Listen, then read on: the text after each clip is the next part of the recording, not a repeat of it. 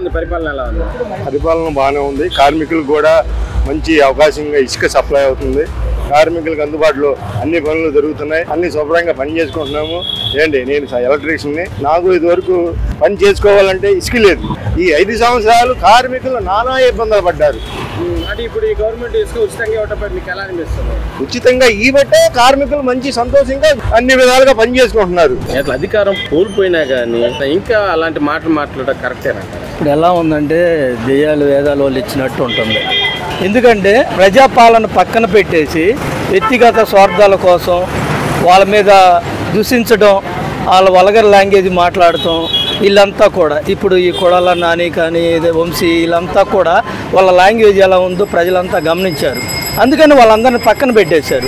అధికారం కోల్పోయి 11 సీట్లు వచ్చినా కానీ గత గవర్నమెంట్ దానుసారంగా మళ్ళీ అదే బూతులు అయ్యే మాటలు అధికారులను కూడా మాట్లాడటం కరెక్టేనంటారు? కరెక్ట్ కాదనే కదా 152 సీట్లు వచ్చిన వాళ్ళకి 11 సీట్లు ఇచ్చింది ఇదే ప్రజలు. మరి ఎట్లా అడుగుతాం? మరి కరెక్ట్ కాదని సంగతి ప్రజలు తెలుసు కాబట్టి 11 సీట్లు ఇచ్చారు. ఇవన్నీ చూసి అన్నిటికన్నా చాలా అంటే అసలు మళ్ళీ అధికారంలోకి వస్తే ఈ రాష్ట్రం కాదు నేనేమైపోతున్నాను అన్న భయంతో నువ్వు వద్దులే బాబు అని చెప్పేసి అని గౌరవనీయ మాజీ ముఖ్యమంత్రి జగన్మోహన్ రెడ్డి గారికి తెలియజేశారు.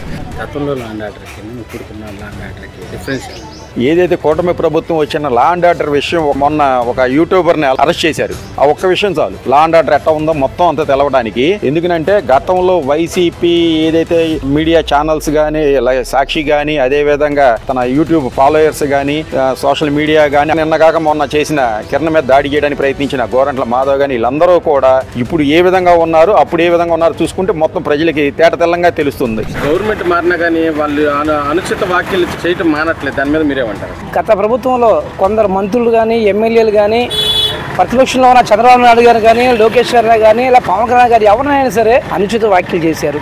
ఈ వ్యాఖ్యలు అందరూ గమనించారు. వీళ్ళు ప్రవర్తిస్తున్నారు. ఇప్పటికైనా మారట్లా. ఈ అధికారం పోయినా సరే వీళ్ళు మారట్లా. అయినా పోలీసు అధికారులని బట్టల ఊడ తీసి కొడతాను, నుంచో పెడతాను, సస్పెండ్ చేస్తామన్నవి కూడా కరెక్టమైన పదం కాదు. ఇలాంటి పనులు చేయకూడదు. మీరు ఒక మాజీ ముఖ్యమంత్రి హోదాలో ఉండి ఇలాంటి మాటల వల్ల ప్రజల్లో మీ మీద చెడు అభిప్రాయం ఏర్పడుతుంది. ఈసారి మీరు కూడా గెలవరు. పథకాలు ఇవ్వట్లేదు, ఏమీ చేయట్లేదు. రాష్ట్రం గవర్నమెంట్ వచ్చి 11 నెలలు దాడుతుంది, అయినా ఏం చేయట్లేదని వైసీపీ మాట్లాడుతున్నారు. దాని మీద మీరు? అది చాలా తప్పండి. పథకాలు ఎందుకు ఇవ్వట్లేదు సార్? పెన్షన్ 4000 చేశారండి. ఫ్రీ ఇస్తున్నారు సార్. గ్యాస్ డబ్బులు వేస్తున్నారు. అన్నా క్యాంటీన్లు పెట్టారు.